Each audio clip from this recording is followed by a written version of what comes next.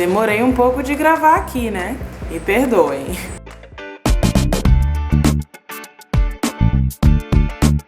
Então, vamos falar um pouco sobre inglês? Esse é um tema que muita gente me pediu várias vezes em vários canais diferentes, tanto pelo Instagram quanto pelo YouTube. E eu resolvi refletir um pouco sobre o meu aprendizado de inglês, como que eu aprendi inglês desde os meus 11 anos de idade até agora, né, que eu acho que é uma coisa que eu continuo estudando sempre. E tentei identificar as coisas que me fizeram aprender e crescer na língua. Meu aprendizado de inglês foi bem aleatório, eu preciso falar isso. Eu tinha 11 anos quando High School Musical foi lançado e eu me apaixonei por aquele filme. Eu realmente gostei muito daquele filme. Eu assisti ele centenas de vezes. Depois eu acabei juntando dinheiro pra comprar o DVD e assistir o vídeo em casa quantas vezes eu conseguisse. Depois eu aprendi todas as músicas e todos os passos de dança.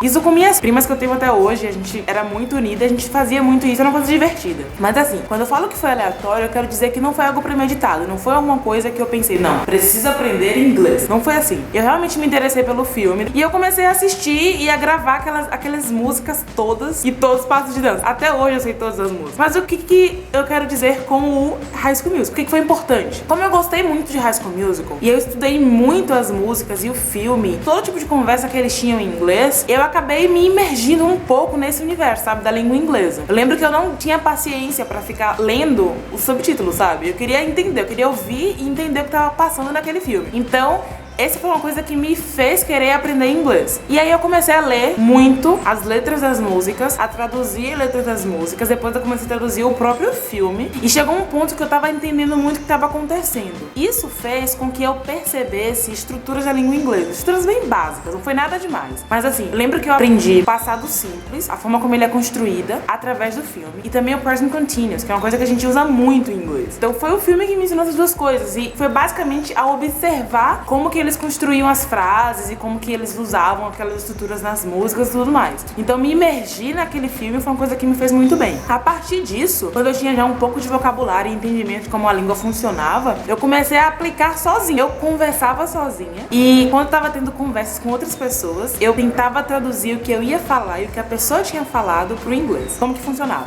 Então assim, se a gente estivesse conversando aqui em português e você me perguntasse, oi, qual o seu nome? E eu falasse, meu nome é Georgia, tudo bem? Eu tentaria traduzir essas duas frases pro inglês. E aí eu chegaria no Hi, what's your name? E eu responderia, my name is Georgia, how are you? Esse é um exemplo bem básico, mas era assim que funcionava, essa é a ideia. E aí, a partir do momento que eu fui tendo outras conversas com outras pessoas, eu comecei a precisar de outros vocabulários. Então, por exemplo, coisa bem básica. Eu lembro quando eu precisei aprender o verbo stay, que significa ficar em inglês, permanecer em algum lugar. Então, eu lembro que eu tava conversando com alguém e eu queria falar isso e eu não sabia qual era o verbo. E eu perguntei pro professor de inglês como é que falava ficar em inglês. E eu lembro também que eu tava assistindo o segundo filme de High School Musical e tem uma música que ela usa 3 contrações, que é quando eles usam um verbo com uma preposição e eles juntam numa palavra só. Acontece 3 vezes no inglês, pro verbo got to, pro verbo going to e pro verbo want to, eles juntam tudo e fica gotta, gonna e wanna. E eu achei aquilo bem inusitado, diferente, coisa que eu não tinha no Brasil. E aí eu perguntei pra ele o que significava aquelas 3 palavras, na minha cabeça eram palavras, e eu aprendi a partir disso. Então, foi uma coisa que eu fiz de forma bem diferente, mas é algo que me ensina que buscar por vocabulário e aprender vocabulário a partir de uma demanda, que é uma demanda que eu criei através das conversas que eu tinha, foi uma coisa que me fez aprender muito vocabulário, vocabulários normais, sabe? Vocabulários simples, mas que assim, me dava uma base pra entender coisas mais complicadas, pra crescer na língua. Então esse foi o segundo ponto que me fez crescer muito em inglês. O terceiro ponto foi quando eu mudei de escola. Eu mudei pra uma escola que ensinava inglês em inglês. Isso foi muito importante pra mim, porque eu comecei a pensar na língua. Acho que esse é o grande gap que uma pessoa dá quando está aprendendo uma língua diferente, que é você pensar naquela língua. Ao invés de você ficar só traduzindo o tempo inteiro, ouvindo em inglês, trazendo em português, pensando em português, trazendo pro inglês, você pode fazer isso direto. Você vai vir em inglês, entender em inglês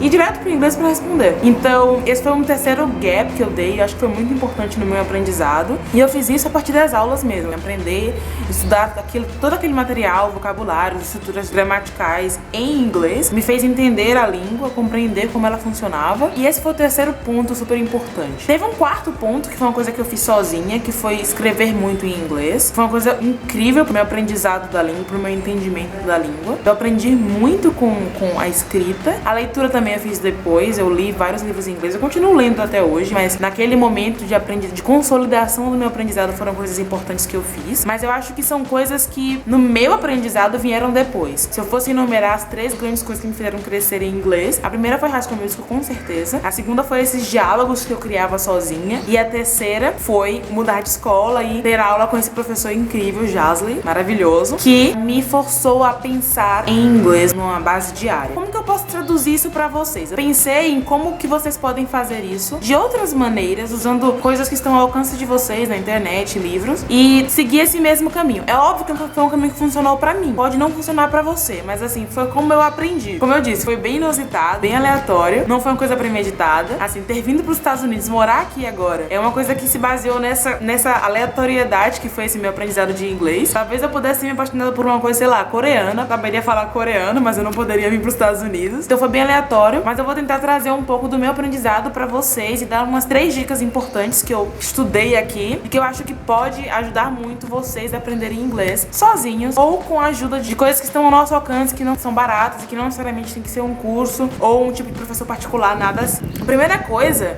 é procure algo que você goste. Eu lembro claramente a minha professora de inglês na 7ª série falar que ela tinha um aluno que estudou e aprendeu inglês lendo sobre cavalos, que ele adorava cavalos e leu muito sobre cavalos e aprendeu inglês. E eu lembro que eu trouxe isso pra minha vida e eu apliquei isso com High School Musical. Então, vai que você gosta de uma cantora, de literatura, de qualquer coisa, matemática, estuda o que você sabe, o que você já gosta, que você gostaria de ler sobre, aprender sobre, só que em inglês. Isso vai ser interessante porque você vai ter uma segunda motivação pra fazer aquilo. Se você se cansar um pouco da língua, você ainda vai ter o prazer de estar lendo algo que você gosta, de estudar algo que você estudaria normalmente em português. Então, traga o inglês pra algo que você já gosta de ler e explore aquela coisa no inglês. Segunda coisa é tentar construir um vocabulário básico e aplicar esse vocabulário. Eu fiz isso traduzindo as minhas conversas e às vezes até conversando sozinha. E acho que você pode fazer isso, essa coisa de construir um vocabulário básico, através do estudo dessa coisa que você já gosta. E a aplicação disso vai ligar com a terceira dica, que é a imersão. Eu fiz isso através da minha aula como professor, você pode fazer isso escrevendo. Eu notei que escrita é uma coisa muito importante, muito poderosa no aprendizado de outra língua, tanto com inglês quanto com francês, mais atualmente. E é uma coisa que te força a aplicar o que você tá construindo, mas ao mesmo tempo te força a pensar na língua. Por quê? A gente tem estruturas diferentes para falar a mesma coisa. A mesma frase, ela pode ser construída diferente em português e em inglês. Para você não construir uma tradução do inglês, para você construir algo escrito em inglês, você tem que entrar na língua, descobrir como que eles pensam aquela frase, aquela estrutura e aplicar aquilo na nossa escrita. Então pode parecer bem simples, a gente tende a só traduzir para o inglês, mas quando você começa a escrever em inglês, você começa a pensar em inglês também. Eu percebi isso quando estava estudando para minhas provas, para vir para cá. Eu passei mais ou menos uns 3 meses só escrevendo várias orações em inglês. E era incrível o quanto que eu percebia as minhas estruturas erradas. Ela falava que eu queria falar em português com palavras em inglês. Não fazia o menor sentido. Então, eu comecei a perceber isso, aprender várias coisas sobre como o inglês ele é construído. E eu dei um salto, assim, gigantesco de nota, de entendimento, de leitura em inglês. Eu realmente cresci muito. Então, é óbvio, você pode começar bem simples. Você pode ler um artigo sobre essa coisa que você gosta. Você pode depois tentar escrever um resumo sobre aquilo. E aí você tá tanto se imergindo naquele assunto que você gosta, né? Tendo prazer que você tá lendo naquele assunto, mas aplicando aquilo na sua escrita. No começo, você vai se introduzir, é óbvio, assim, a gente começa devagarzinho. Mas depois de um tempo, você vai se perceber entendendo muito mais a estrutura da língua e aprendendo de fato como é pensar em inglês. Outras coisas podem ser muito importantes também. Ouvir música, assistir filmes em inglês, tentar tirar os subtítulos, tanto do português quanto em inglês. Conversar com americanos, se essa for uma possibilidade pra você. Conversar com pessoas que falam inglês, se essa for uma possibilidade pra você. Existem várias outras formas que você pode se rodear da língua e aprender melhor o inglês e ter mais experiência pra você poder testar o seu inglês. E o máximo que você conseguir se rodear da língua vai ser melhor, vai ser mais interessante, vai te ajudar muito a entender melhor o inglês ou outra língua. Agora eu tô aprendendo francês, eu vou falar um pouco sobre isso só pra comparar um pouco. Dessa vez não é autodidata, eu fiz francês aqui em Stanford por 2 trimestres, 20 semanas mais ou menos. Eu fiz de uma forma bem estruturada aqui. Mas uma coisa que me fez crescer muito foi escrever em francês. Eu tava fazendo um diário por dia e eu tinha que escrever aquele assunto com algo que eu tinha aprendido na sala de aula, com algum vocabulário novo que eu tinha estudado. E era incrível, assim, comparar o meu francês de 10 semanas pro de zero. Assim, eu cresci demais. Então eu acho que escrita é realmente uma coisa que pode ajudar muito vocês. Eu espero que vocês tenham entendido isso, que vocês consigam ter acesso a esses materiais pra poder ajudar. Eu vou indicar 2 livros que eu acho que são muito legais pra começar. Se você gosta de histórias em quadrinhos e de quotes famosos, sabe? Aqueles quotes inspiracionais, assim. Inspiradores, inspiracionais, meu Deus. Eu traduzi do português pro inglês. Eu fiz uma maluquice aqui agora.